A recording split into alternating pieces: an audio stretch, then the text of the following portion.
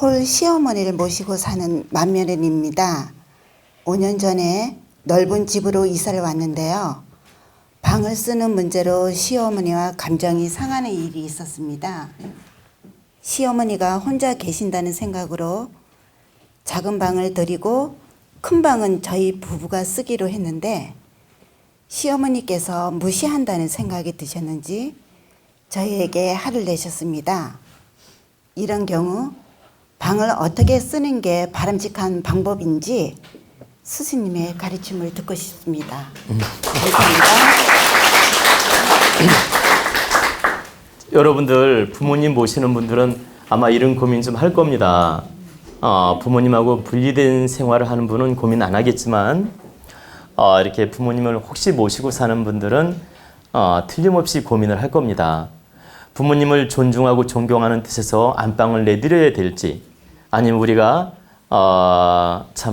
우리가 이제 가장 역할을 하기 때문에 우리가 안방을 차지해야 될지, 이런 고민을 하실 수 있는데 제가 바른 분별을 해드리겠습니다. 여러분들이 홀어머니든 아니면 부모님을 모셨든 여러분들이 부모님 집에서 여러분들이 결혼해서 얹혀 사는 식으로 살 때는 부모님이 연세가 많이 드셨더라도 부모님이 안방을 차지하고 주인 역할을 하게끔 도와드리는 게 현명한 거예요. 자, 부모님 집이에요, 이 집이. 근데 자식이 결혼을 했어요. 그래가지고 며느리랑 들어와서 부모님하고 함께 사는 겁니다. 그럴 때는 당연히 부모님이 안방을 차지해서 주인 역할을 하는 게 맞다. 근데 그게 아니고 내가 아파트를 하나 사가지고요. 내가 주인이야, 이제. 내가 주인이고 아파트를 하나 샀어요. 한 50평짜리를 사가지고 부모님을 이제 모셔온 거예요. 모셔와서 이제 함께 사는 겁니다. 내가 모시고 사는 거죠, 이제. 그럴 때는 내가 안방을 차지해야 됩니다. 부모님이 주인이 아니에요. 내가 주인이야, 이 집 주인이. 내가 주인이고 부모님은 내가 모시는 분이에요. 그러니까 주인은 나고 부모님은 내가 모시는 분이다. 그렇기 때문에 주인의 안방은 내가 차지해야 되고 건너방이든 문간방이든 부모님이 거주하게끔 도와드리는 게 맞다. 그래서 큰 안방을 아들 주는 사람들이 있어요. 부모가 이렇게 건너방에 있고 아들 공부하는 거 편하라고 있지 안방을 자식한테 내주는 분도 있어요. 근데 이건 아주 대단히 잘못된 겁니다. 이건 역행을 하는 것이며 자칫하면 불효자를 만드는 것이며 자연의 순리를 거스르는 것이다. 그래서 아이들이 이쁘고 귀엽고 공부 잘하라고 안방 내주는 부모들이 있는데 절대 그런 짓은 하면 안 됩니다. 어디까지나 안방은 주인이 차지를 해야 된다. 그러면 내가 부모님이 계시더라도 내가 그 집의 주인이라면 내가 안방을 차지하고 살아야 되고, 부모님이 그 집의 주인이라면 부모님이 당연히 안방을 차지해야 된다, 이 뜻이에요. 그래서 입장 차이에 따라서 안방은 차지하는 사람이 달라진다. 그러니까 부모님이 이 집의 원주인이냐 내가 원주인이냐에 따라서 이 안방 차지는 달라지는 게 맞다. 하나만 더 예를 들면 저 임금님이요. 조선시대 임금님이 이 세자한테 임금자리를 물려줘요. 주상자리를 물려주면 임금은 상왕이 돼요. 그죠? 상왕이 되면 그 임금님 그 근정전이라든가 그 대전이라든가 거기에 머무를까요? 저쪽에 한적한 궁전에 머무를까요? 그죠? 한적한 궁전에 머무르지요. 자리를 내주지 않습니까? 바로 주상전하가 이 나라의 주인이거든. 그러면 주상전하의 부모님이니까 주의상으로는 상왕전하예요. 상왕. 그러면 부모님이니까 내가 존중하는 상왕일 뿐이지 나라의 주인은 아니다. 부모님이니까 내가 받드는, 공경하는 바로 어른일 뿐이지 이 집의 주인은 아니다. 그래야 집도 마찬가지고 나라도 마찬가지다 이 뜻입니다. 그래서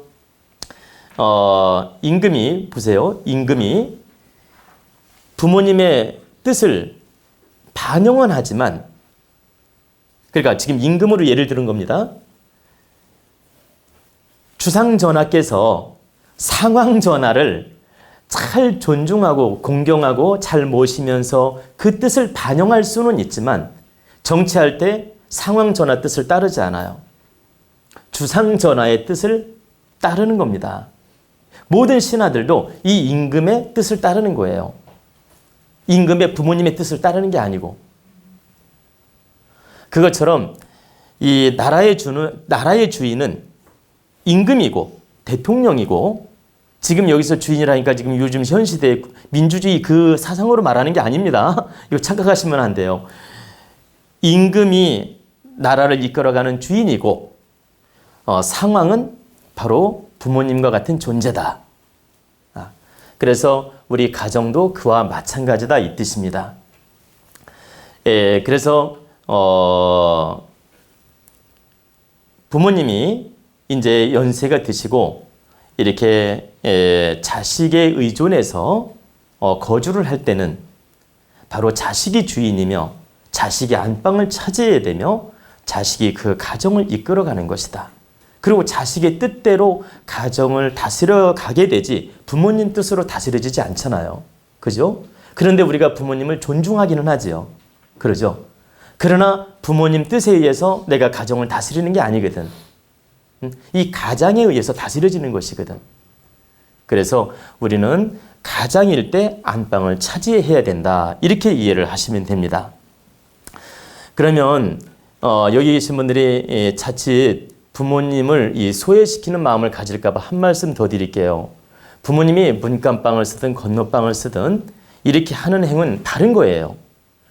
그런데 아무 말도 하지 않고 부모님은 이 집의 주인이 아니니까 문간방 쓰세요 이렇게 하는 것은 상처를 주는 거 아닙니까? 그죠? 그렇게 이런 일이 벌어질 때는 자초지정을 잘 설명해 드려야 돼요. 자존심 상하지 않도록.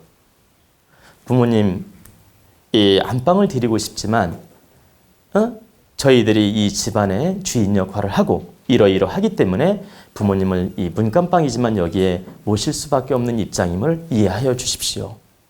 이것은 부모님을 존중하지 않아서가 아니고 이 집안을 이끌어가는 기운이 따로 있기 때문에 우리는 어쩔 수 없이 이 법을 행하는 게 좋습니다.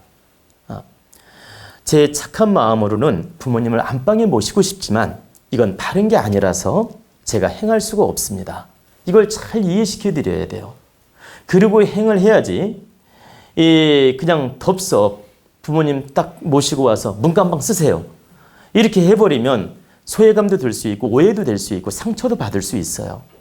그래서 여러분들이 하는 행위 자칫하면 부모님을 소외시키는 감정이 들게 할 수도 있기 때문에 항상 부모님을 모시면서 행을 할 때는 조심해야 된다.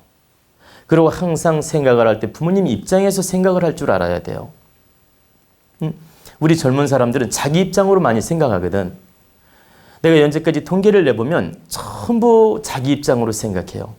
부모 입장으로 생각하는 분 내가 참 드물게 봤습니다. 한 100명 중에 한 5%밖에 안 돼요. 전부 95%는 자기 입장으로 생각해요. 그래서 항상 부모님을 모실 때는 내 잣대, 내 입장, 내 감정대로 판단하지 말고 항상 부모님 입장, 부모님 위치에서 어떤 감정이 들까? 이런 걸 생각하면서 분별도 하고 판단도 해야 된다. 지금 제가 이렇게 냉철한 답을 드린 것은 우리는 바른 거하고 착한 건 의미가 달라요. 지금 마음 약해서 부모님을 안방 드리는 것은 착한 마음이고 바른 게 아니다. 내가 냉철하게 안방을 차지하고 부모님을 문간방 드리면서 설명을 잘해 드리는 건 바른 거다. 그래서 우리는 착하게 살면 안 되고 바르게 살아야 됩니다. 많은 분들이 착하게 살다가 뒤통수 맞는 거예요. 그래서 여기 우리 도원대학당 가족은 절대 착하게 살지 말고 바르게 살아야 됩니다. 다르게 할 때 부모님도 득이 되고 나도 득이 되고 결과가 좋다. 아시겠죠?